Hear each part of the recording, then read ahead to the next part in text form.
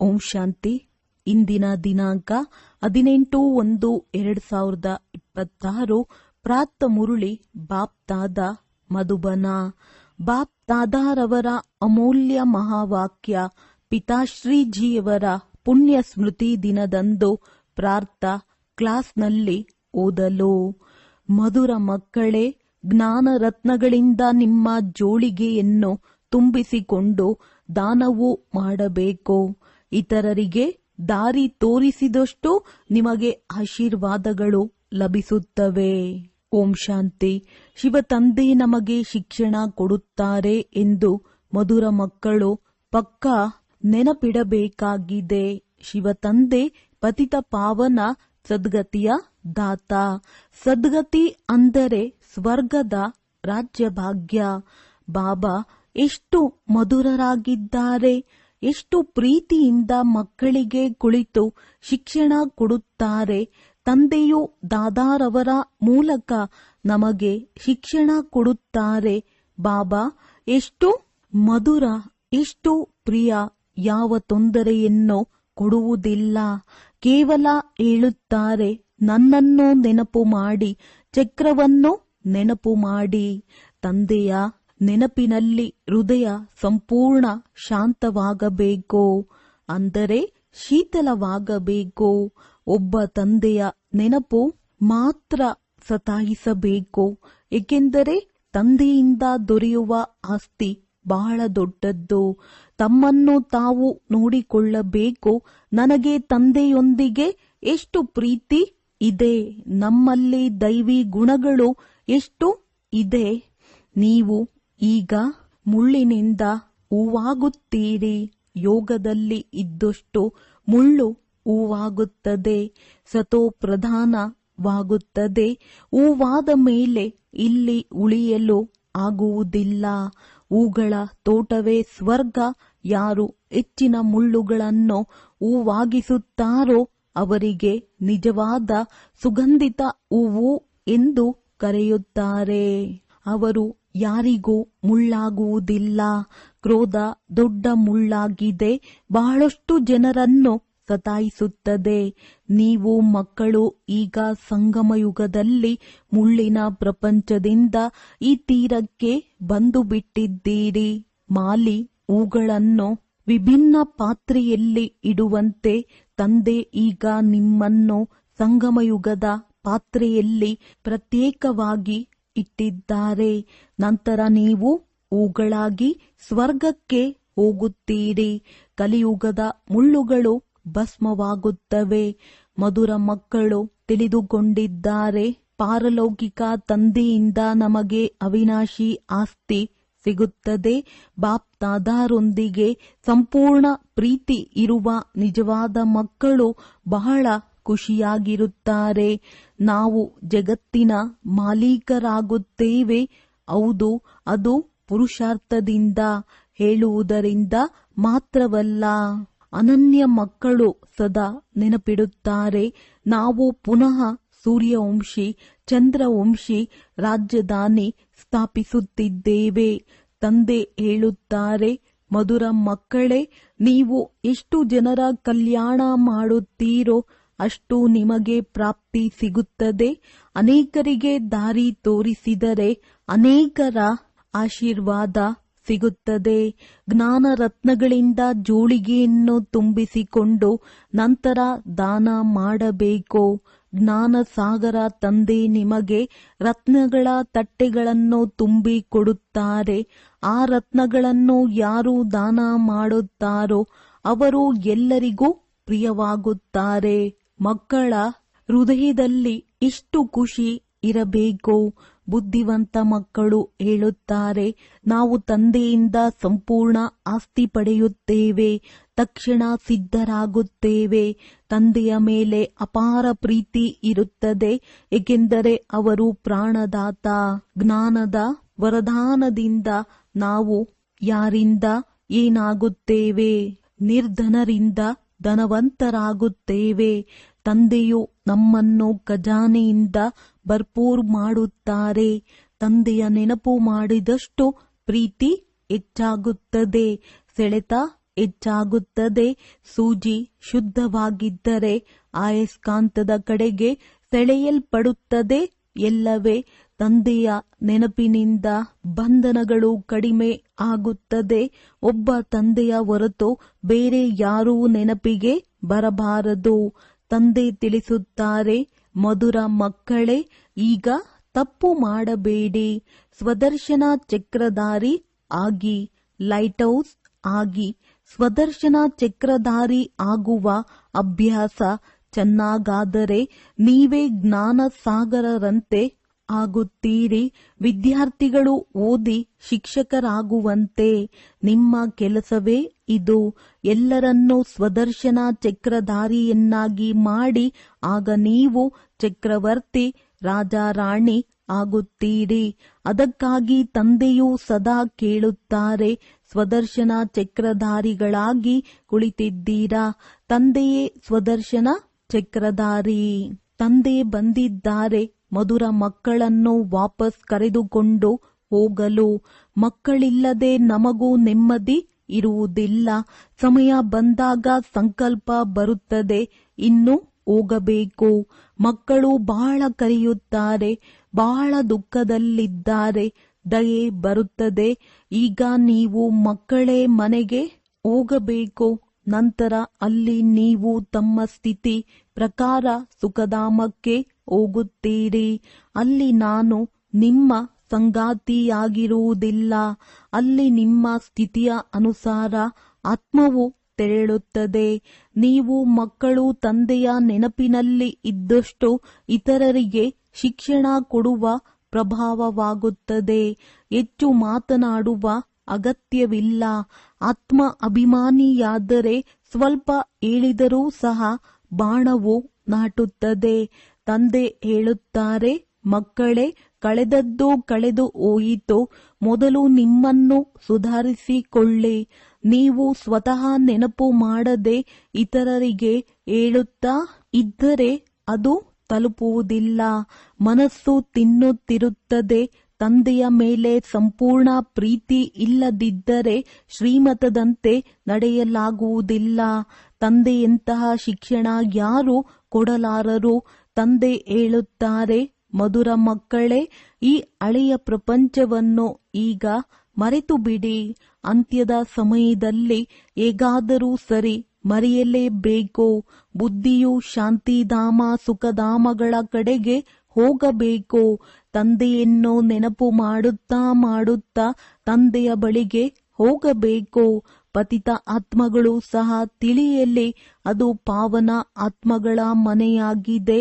ಶರೀರವು ಪಂಚತತ್ವಗಳಿಂದ ನಿರ್ಮಾಣವಾಗಿರುವುದು. ಆದ್ದರಿಂದ ಆ ಪಂಚತತ್ವಗಳು ಇಲ್ಲಿ ಇರಲು ಆತ್ಮವನ್ನು ಸೆಳೆಯುತ್ತವೆ. ಯಾಕೆಂದರೆ ಆತ್ಮವು ಇದನ್ನು ಆಸ್ತಿ ಎಂದು ತಿಳಿಯುತ್ತದೆ. ಅದಕ್ಕಾಗಿ ಶರೀರದ ಮೇಲೆ ಮಮತ್ವ ಉಂಟಾಗಿದೆ. ಈಗ ಈ ಮಮತ್ವವನ್ನು ತೆಗೆದು ನಮ್ಮ ಮನೆಗೆ ಹೋಗಬೇಕು. ಅಲ್ಲಿ ಈ ಪಂಚತತ್ವಗಳೇ ಇಲ್ಲ. ಸತ್ಯಯುಗದಲ್ಲಿ ಸಹ ಶರೀರವು ಯೋಗ ಬಲದಿಂದ ನಿರ್ಮಾಣವಾಗುತ್ತದೆ. ಸತೋಪ್ರಧಾನ ಪ್ರಕೃತಿ ಇರುವುದರಿಂದ ಅಲ್ಲಿ ಯಾವುದೇ ಸೆಳೆತವಿಲ್ಲ, ದುಃಖವಿಲ್ಲ. ಇವು ಬಹಳ ಸೂಕ್ಷ್ಮವಾಗಿ ಅರ್ಥ ಮಾಡಿಕೊಳ್ಳಬೇಕಾದ ಮಾತುಗಳು. ಇಲ್ಲಿನ 5 ತತ್ವಗಳ ಬಲ ಆತ್ಮವನ್ನು ಸೆಳೆಯುತ್ತದೆ. ಆದ್ದರಿಂದ ಶರೀರವನ್ನು ಬಿಟ್ಟು ಹೋಗಲು ಮನಸ್ಸಿಲ್ಲದಂತೆ ಆಗುತ್ತದೆ. ಆದರೆ ಇದರಲ್ಲಿ ನಿಜವಾಗಿ ಇನ್ನೂ ಹೆಚ್ಚು ಖುಷಿಯಾಗಿರಬೇಕು. ಪಾವನರಾದ ನಂತರ ಶರೀರವನ್ನು ಬೆಣ್ಣೆಯಿಂದ ಕೂದಲನ್ನು ತೆಗೆದುಕೊಳ್ಳುವಂತೆ ಸುಲಭವಾಗಿ ಬಿಟ್ಟು ಹೋಗುವಿರಿ. ಆದ್ದರಿಂದ ಶರೀರದಿಂದ ಮತ್ತು ಎಲ್ಲ ವಸ್ತುಗಳಿಂದ ಮಮತ್ವವನ್ನು ಸಂಪೂರ್ಣವಾಗಿ ತೆಗೆಯಬೇಕು. ಇದರಲ್ಲಿ ಶರೀರ ನಮಗೆ ಯಾವುದೇ ಸಂಪರ್ಕವಿಲ್ಲ. ನಾವು ಕೇವಲ ಬಾಬಾರ ಬಳಿಗೆ ಹೋಗುತ್ತಿದ್ದೇವೆ. ಈ ಪ್ರಪಂಚದಿಂದ ನಮ್ಮ ಬ್ಯಾಗೇಜ್ ಅನ್ನು ಮುಂಚಿತವಾಗಿಯೇ ಕಳುಹಿಸಿಕೊಂಡಿದ್ದೇವೆ. ಜೊತೆಯಲ್ಲಿ ತೆಗೆದುಕೊಂಡು ಹೋಗಲು ಸಾಧ್ಯವಿಲ್ಲ. ಇತರ ಆತ್ಮಗಳು ಕೂಡ ಹೋಗಬೇಕಿದೆ. ಶರೀರವನ್ನು ಇಲ್ಲಿ ಬಿಡಲೇಬೇಕಾಗಿದೆ. ಬಾಬಾ ಹೊಸ ಶರೀರದ ಸಾಕ್ಷಾತ್ಕಾರವನ್ನು ಈಗಾಗಲೇ ಮಾಡಿಸಿದ್ದಾರೆ. ವಜ್ರ ವೈಡೂರ್ಯಗಳಿಂದ ನಿರ್ಮಿತ ಮೆಹಲುಗಳು ದೊರೆಯುತ್ತವೆ. ಅಂತಹ ಸುಖಧಾಮಕ್ಕೆ ಹೋಗಲು ಎಷ್ಟು ಪರಿಶ್ರಮ ಮಾಡಬೇಕಾಗಿದೆ, ದಣಿಯಬಾರದು. ಹಗಲು ರಾತ್ರಿ ಬಹಳ ಸಂಪಾದನೆ ಮಾಡಲೇಬೇಕಾಗಿದೆ. ಆದ್ದರಿಂದ ಬಾಬಾ ಹೇಳಿದ್ದಾರೆ, ನಿದ್ದೆಯನ್ನು ಗೆಲ್ಲುವ ಮಕ್ಕಳೇ, ಮಾಮೇಕಂ, ಕೇವಲ ನನ್ನನ್ನೇ ನೆನಪಿಸಿಕೊಳ್ಳಿರಿ ಮತ್ತು ವಿಚಾರ ಸಾಗರ ಮಂಥನ ಮಾಡಿ. ಡ್ರಾಮಾದ ಸತ್ಯ ರಹಸ್ಯವನ್ನು ಬುದ್ಧಿಯಲ್ಲಿ ಇಟ್ಟುಕೊಂಡರೆ ಬುದ್ಧಿ ಸಂಪೂರ್ಣ ಶಾಂತ ಶೀತಲವಾಗುತ್ತದೆ. ಮಹಾರಥಿ ಮಕ್ಕಳು ಎಂದೂ ಅಲುಗಾಡುವುದಿಲ್ಲ. ಶಿವಬಾಬಾರವರನ್ನು ನೆನಪು ಮಾಡುತ್ತಿದ್ದರೆ ಅವರೇ ಸಂಭಾಲನೆಯನ್ನೂ ಸಹ ಮಾಡುತ್ತಾರೆ. ತಂದೆ, ನೀವು ಮಕ್ಕಳನ್ನು ದುಃಖದಿಂದ ಬಿಡಿಸಿ ಶಾಂತಿಯ ದಾನವನ್ನು ಕೊಡುತ್ತಾರೆ. ನೀವು ಸಹ ಶಾಂತಿಯ ದಾನವನ್ನು ಕೊಡಬೇಕು. ನಿಮ್ಮ ಈ ಅಪಾರ ಶಾಂತಿ ಯೋಗಬಲ ಇತರರನ್ನು ಕೂಡ ಒಂದೇ ಕ್ಷಣದಲ್ಲಿ ಸಂಪೂರ್ಣ ಶಾಂತಗೊಳಿಸುತ್ತದೆ. ನೀವು ಬಾಬಾರವರ ನೆನಪಲ್ಲಿ ಇದ್ದು ನಂತರ ನೋಡಿ, ಈ ಆತ್ಮ ನಮ್ಮ ಕುಲಕ್ಕೆ ಸೇರಿದವರಾಗಿದ್ದಾರೆಯೋ ಅಥವಾ ಇಲ್ಲವೋ. ಒಂದು ವೇಳೆ ಆಗಿದ್ದರೆ ಅವರು ಒಂದೇ ಕ್ಷಣದಲ್ಲಿ ಶಾಂತವಾಗಿ ಬಿಡುತ್ತಾರೆ. ಈ ಕುಲದ ಆತ್ಮಗಳು ಮಾತ್ರವೇ ಈ ಮಾತುಗಳಲ್ಲಿ ಆಸಕ್ತಿ ಪಡೆಯುತ್ತಾರೆ. ಮಕ್ಕಳು ಬಾಬಾರವರನ್ನು ನೆನಪು ಮಾಡುತ್ತಿದ್ದರೆ ತಂದೆಯೂ ಕೂಡ ಪ್ರೀತಿ ಮಾಡುತ್ತಾರೆ. ಆತ್ಮಕ್ಕೆ ಪ್ರೀತಿ ಮಾಡಲಾಗುತ್ತದೆ. ಯಾರು ಹೆಚ್ಚು ಭಕ್ತಿ ಮಾಡಿದ್ದಾರೋ ಅವರೇ ಹೆಚ್ಚು ಅಧ್ಯಯನ ಮಾಡುತ್ತಾರೆ. ಅವರ ಮುಖದಿಂದಲೇ ತಿಳಿದು ಬಿಡುತ್ತದೆ ತಂದೆಯ ಮೇಲೆ ಎಷ್ಟು ಪ್ರೀತಿ ಇದೆ ಎಂದು. ಆತ್ಮವು ತಂದೆಯನ್ನು ನೋಡುತ್ತದೆ. ತಂದೆ ನಮ್ಮಂತಹ ಚಿಕ್ಕ ಬಿಂದು ರೂಪ ಆತ್ಮಗಳಿಗೆ ಶಿಕ್ಷಣ ನೀಡುತ್ತಿದ್ದಾರೆ. ನಾವು ಸಹೋದರ ಸಹೋದರಿಯರಿಗೆ ಶಿಕ್ಷಣ ನೀಡುತ್ತಿದ್ದೇವೆ ಎಂದು ಮುಂದೆ ಹೋದಂತೆ ನಿಮ್ಮದ್ದು ಇಂತಹ ಸ್ಥಿತಿ ಆಗಿಬಿಡುತ್ತದೆ. ರೂಪವು ಸಹೋದರಿಯದ್ದಾಗಿದ್ದರೂ ದೃಷ್ಟಿ ಆತ್ಮದ ಕಡೆಗೆ ಹೋಗುತ್ತದೆ. ಶರೀರದ ಮೇಲೆ ದೃಷ್ಟಿ ಹೋಗಬಾರದು. ಇದರಲ್ಲಿ ತುಂಬಾ ಪರಿಶ್ರಮ ಪಡಬೇಕಾಗುತ್ತದೆ. ಇದು ನಿಜಕ್ಕೂ ಸೂಕ್ಷ್ಮ ವಿಷಯ. ಇದು ಅತ್ಯಂತ ಶ್ರೇಷ್ಠ ವಿದ್ಯೆಯಾಗಿದೆ. ತೂಕ ಮಾಡಿ ನೋಡಿದರೆ ಈ ವಿದ್ಯೆ ಬಹಳ ಬೆಲೆಯುಳ್ಳದ್ದಾಗಿದೆ. ಒಳ್ಳೆಯದು. ಈ ಮಧುರಾತಿ ಮಧುರ ಅಗಲಿ ಹೋಗಿ ಮರಳಿ ಸಿಕ್ಕಿರುವ ಮಕ್ಕಳಿಗೆ ಮಾತ್ಪಿತಾ ಬಾಪ್ ದಾದಾರವರಿಂದ ನೆನಪು, ಪ್ರೀತಿ ಮತ್ತು ಗುಡ್ ಮಾರ್ನಿಂಗ್. ಆತ್ಮಿಕ ತಂದೆಯಿಂದ ಆತ್ಮಿಕ ಮಕ್ಕಳಿಗೆ ನಮಸ್ತೆ. ಅವ್ಯಕ್ತ ಮಹಾವಾಕ್ಯ. ಮಹಾವೀರ ಮಕ್ಕಳ ಸಂಘಟನೆಯ ವಿಶೇಷತೆ. ಏಕರಸ ಸ್ಥಿತಿ. 9/12/1975. ಮಹಾವೀರರು ಎಂದರೆ ವಿಶೇಷ ಆತ್ಮ. ಇಂತಹ ಮಹಾವೀರರು ವಿಶೇಷ ಆತ್ಮಗಳ ಸಂಘಟನೆಯ ವಿಶೇಷತೆ ಈಗಿನ ಸಮಯದಲ್ಲಿ ಏನೆಂದರೆ, ಒಂದೇ ಸಮಯದಲ್ಲಿ ಎಲ್ಲರ ಏಕರಸ ಸ್ಥಿತಿ ಇರಬೇಕು. ಯಾವ ಸ್ಥಿತಿಯಲ್ಲಿ ಎಷ್ಟು ಸಮಯ ನಿಲ್ಲಬೇಕೆಂದು ಬಯಸುತ್ತಾರೋ ಅಷ್ಟೇ ಸಮಯ ಆ ಸ್ಥಿತಿಯಲ್ಲಿ ಸಂಘಟಿತವಾಗಿ ನಿಲ್ಲುವಂತೆ ಆಗಬೇಕು. ಸಂಘಟಿತ ರೂಪದಲ್ಲಿ ಎಲ್ಲರ ಸಂಕಲ್ಪ ಎಂಬ ಬೆರಳು ಒಂದಾಗಬೇಕು. ಸಂಘಟನೆಯ ಈ ಅಭ್ಯಾಸ ಇಲ್ಲದಿರುವ ತನಕ ಸಿದ್ಧಿ ಸಾಧ್ಯವಿಲ್ಲ. ಸಂಘಟನೆಯಲ್ಲಿ ಈಗ ಆಜ್ಞೆಯಾದರೆ 5 ನಿಮಿಷಗಳ ತನಕ ವ್ಯರ್ಥ ಸಂಕಲ್ಪಗಳನ್ನು ಸಂಪೂರ್ಣವಾಗಿ ನಿಲ್ಲಿಸಿ ಬೀಜರೂಪ ಪವರ್ಫುಲ್ ಸ್ಥಿತಿಯಲ್ಲಿ ಏಕರಸವಾಗಿ ಕೂತುಕೊಳ್ಳಿ. ಈಗಾಗಲೂ ಅಭ್ಯಾಸ ಇದೆಯಾ? ಯಾರೋ ಒಬ್ಬರು ಮನನದಲ್ಲಿ, ಇನ್ನೊಬ್ಬರು ಆತ್ಮಿಕ ವಾರ್ತಾಲಾಪದಲ್ಲಿ, ಮತ್ತೊಬ್ಬರು ಅವ್ಯಕ್ತ ಸ್ಥಿತಿಯಲ್ಲಿ ಇದ್ದರೆ ಅದು ಆಜ್ಞೆ ಅನುಸರಿಸಿದಂತೆ ಆಗುವುದಿಲ್ಲ. ಆಜ್ಞೆಯು ಬೀಜರೂಪವಾಗಬೇಕೆಂದು ಇದೆ. ಆದರೆ ಮಾಡುತ್ತಿರುವುದು ಆತ್ಮಿಕ ವಾರ್ತಾಲಾಪ. ಹೀಗಾದರೆ ಆಜ್ಞೆ ಪಾಲನೆಯಾಗುವುದಿಲ್ಲ.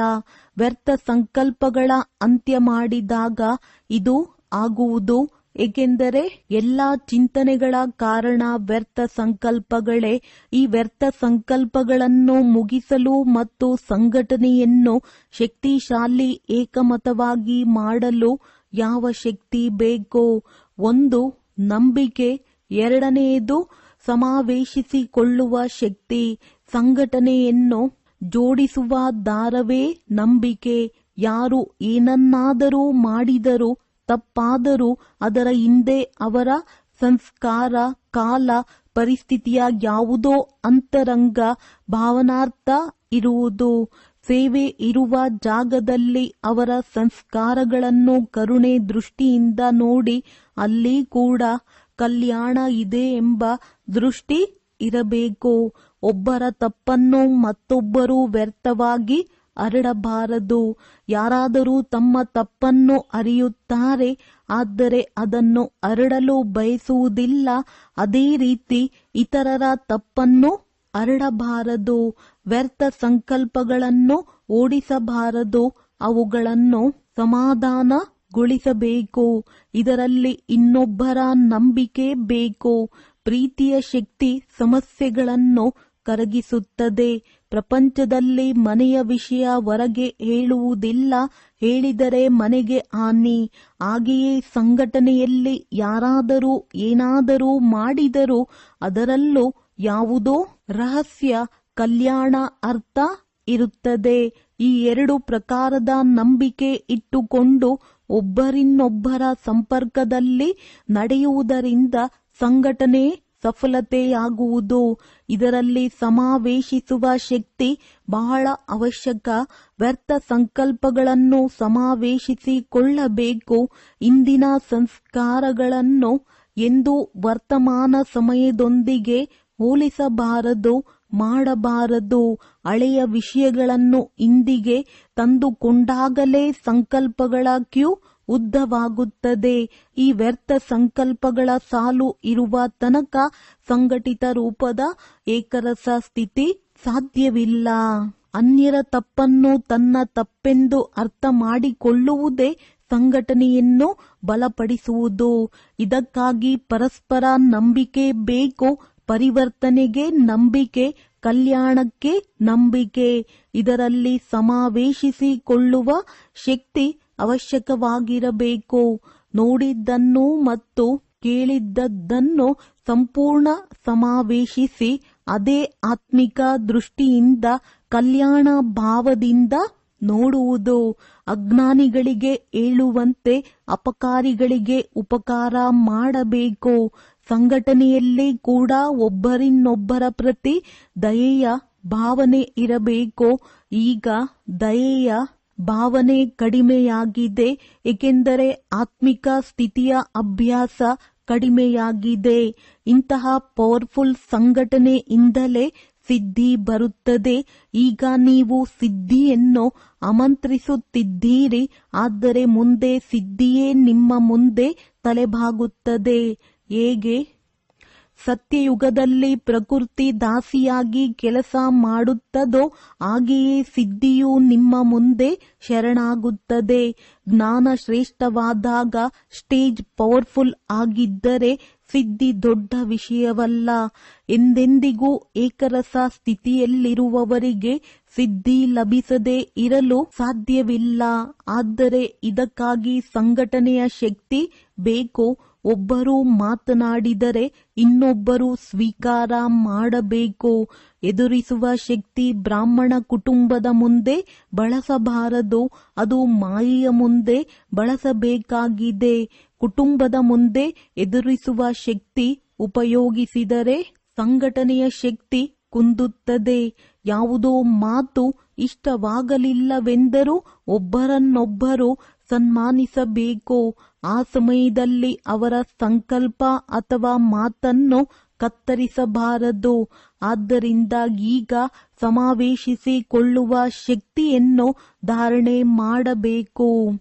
ಸಂಘಟಿತ ರೂಪದಲ್ಲಿ ಬ್ರಾಹ್ಮಣ ಮಕ್ಕಳ ಪರಸ್ಪರದ ಭಾಷೆ ಅವ್ಯಕ್ತ ಭಾವ ಆಗಿರಬೇಕು. ಹೇಗೆ ಫರಿಸ್ತಾಗಳು ಅಥವಾ ಆತ್ಮಗಳು ಪರಸ್ಪರ ಮಾತನಾಡುತ್ತಿದ್ದೇವೆ ಹಾಗೆ ಯಾರಾದರೂ ಕೇಳಿದ ತಪ್ಪನ್ನು ಸಂಕಲ್ಪದಲ್ಲೂ ಸ್ವೀಕರಿಸಬಾರದು ಮತ್ತು ಸ್ವೀಕಾರ ಮಾಡಿಸಬಾರದು.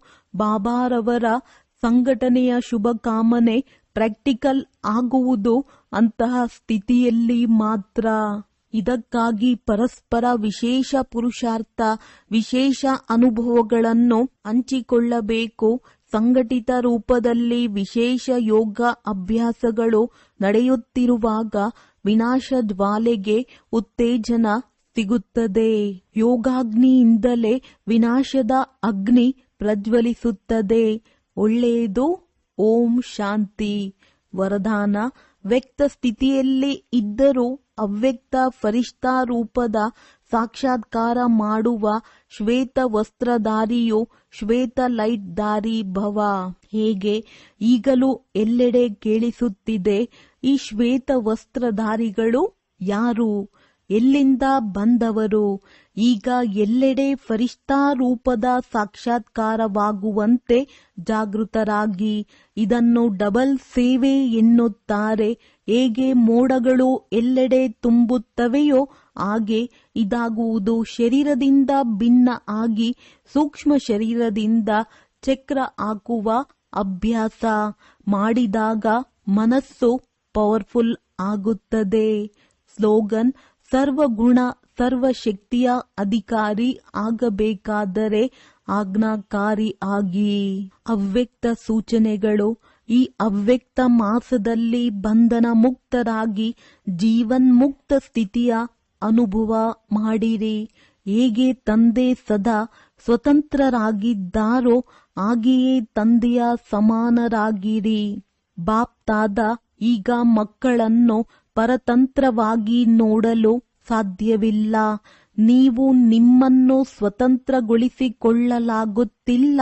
ಸ್ವತಃ ನಿಮ್ಮ ಬಲಹೀನತೆಗಳಲ್ಲಿ ಬೀಳುತ್ತಾ ಇರುತ್ತೀರಿ ಎಂದರೆ ವಿಶ್ವ ಪರಿವರ್ತಕರು ಹೇಗೆ ಆಗುವಿರಿ? ಈಗ ಈ ಸ್ಮೃತಿಯನ್ನು ಹೆಚ್ಚಿಸಿಕೊಳ್ಳಿ. ನಾನು ಮಾಸ್ಟರ್ ಸರ್ವಶಕ್ತಿವಂತ. ಇದರಿಂದ ಸಹಜವಾಗಿ ಎಲ್ಲ ಪಂಜರಗಳಿಂದ ಮುಕ್ತವಾಗಿ ಹಾರುವ ಪಕ್ಷಿಯಂತೆ ಆಗುವಿರಿ. ಒಳ್ಳೆಯದು. ಓಂ ಶಾಂತಿ.